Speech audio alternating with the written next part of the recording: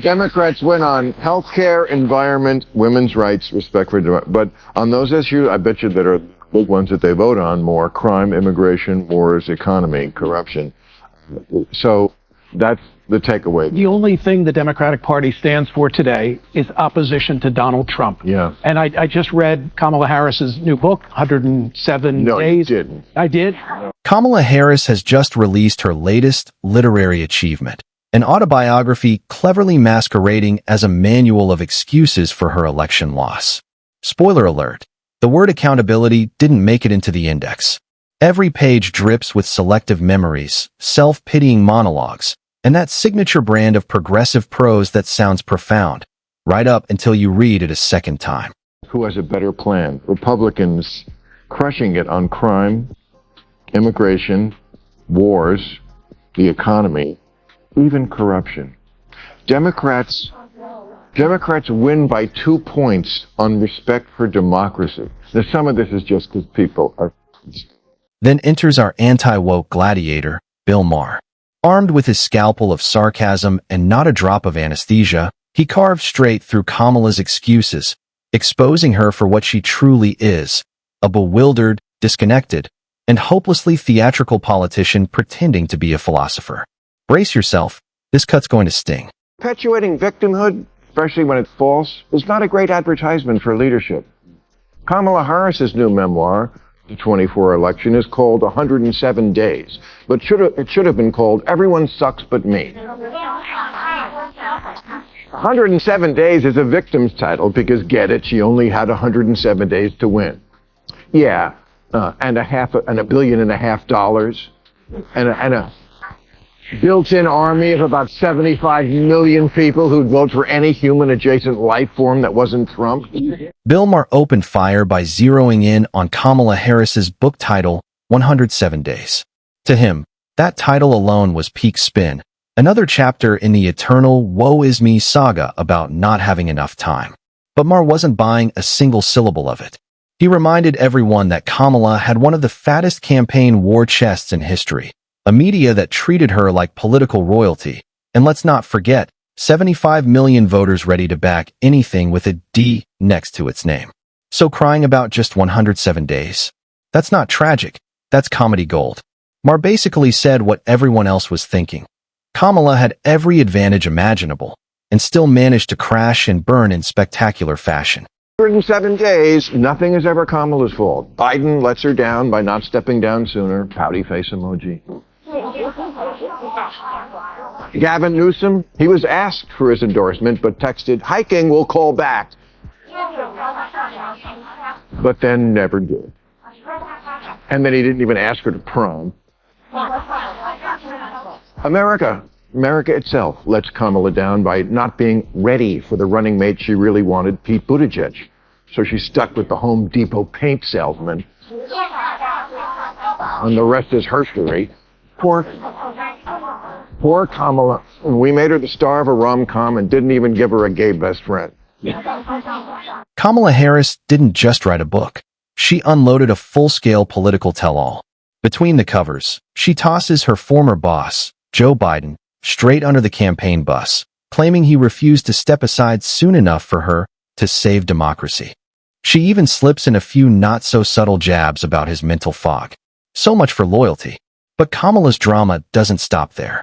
She widens the blame circle, pointing fingers at America itself for supposedly not being ready for a female president. Why face reflection when deflection works just fine? And just when you think she's run out of scapegoats, she blames her campaign collapse on not getting her dream running mate, Pete Buttigieg. Classic Kamala move. When the mirror gets uncomfortable, find someone else to break it. Writes that on election night, when it was clear she lost, an aide peeled the words Madam President off the cupcakes before handing them out. Oh, geez, that's like a scene from Bridget Jones Runs for President. This next part deserves a permanent spot in the Comedy Hall of Fame. Kamala actually blames part of her campaign collapse on, wait for it, an aide who peeled the president's stickers off cupcakes before handing them to voters. Apparently, that sugary act of betrayal triggered the butterfly effect that doomed her entire campaign. But here's the punchline. The aide only did it because, by then, it was painfully clear Kamala had already lost to Donald Trump. So yes, cupcakes have officially entered the annals of political tragedy. Maher couldn't help but laugh at the absurdity. While the rest of the world saw a campaign in flames, Kamala saw a frosting conspiracy. You couldn't write this kind of delusion, yet somehow, she did. Ladies, I know this isn't fair, but we're all always running against the worst cliche of who people think we are. Women Democrats can't look oversensitive or preachy or unable to laugh at themselves. They also can't look silly, like Gretchen Whitmer did, trying to hide in the Oval Office. They have to look brave and... And that's exactly it. The women of the DNC have crafted this perfectly polished image of themselves as unbreakable, fearless Amazons who never flinch, never falter, and never show a crack in the armor. It's all optics of dominance, not honesty of humanity. They parade the Iron Lady persona, desperate to be seen as statues of control instead of living, breathing people.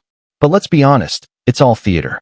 Behind those flawless smiles and teleprompter-polished speeches lies a nervous need to prove they're tough enough for a man's game. They bury every trace of vulnerability, convinced that empathy is political suicide. And that's the beautiful irony. In trying so hard to look invincible, they only end up seeming robotic. Real strength isn't forged in the illusion of steel. It's found in the courage to be human. A good look for the woman party that all the guys were speaking out for Jimmy Kimmel when Trump went after him, except on the woman show, where for 5 days the outspoken hosts were suddenly as quiet as... So, if you're wondering why Bill Maher took aim at the View ladies, here's the backstory. They threw the first punch, mocking his remarks after he dared to question why they'd suddenly gone radio silent on the whole Jimmy Kimmel fiasco. But Maher being Maher, he wasn't about to let that slide. He called out their so-called courage for what it really was, daytime TV theater. When Kimmel got suspended, rumors flew that The View might be next on the chopping block. And just like that, the usually thunderous panel transformed into a choir of crickets. No hot takes, no fiery monologues, just silence, perfectly rehearsed. But the second word broke that Kimmel was coming back. Poof. The opinions returned, polished, loud, and conveniently righteous. Maher nailed it. Their bravery only shows up when it's officially safe to be brave. Fifth day, they rose and said, "No one silences us. No one had to. You silenced yourself." Whoopi Goldberg continued, "Did you all really think we weren't going to talk about Jimmy Kimmel?" No, I thought you would, but then you didn't." 5 days? Talk about needing extra time to get ready. And if you can't take a breath and laugh at that, you're making my point. Sunny Hostin, Whoopi Goldberg, and Ana Navarro have become the poster children for selective courage. Bold when it's fashionable, silent when it's risky. These women have built entire careers on outrage, swinging cancel culture like a weapon against anyone who dares to think differently. But the moment the flamethrower turns their way, they transform into cautious diplomats, suddenly allergic to the same moral fury they once unleashed. They know exactly how brutal a cancellation can be. They've engineered enough of them. And now, irony of ironies, they tiptoe carefully to avoid becoming the next casualties of their own crusade. It's poetic, in a tragicomic kind of way, the self-proclaimed justice warriors trembling before their own monster. Yet here's the kicker. They still happily unleash that same mob on others, day after day. Their hypocrisy isn't subtle. It's Broadway level, choreographed, rehearsed, and broadcast in HD.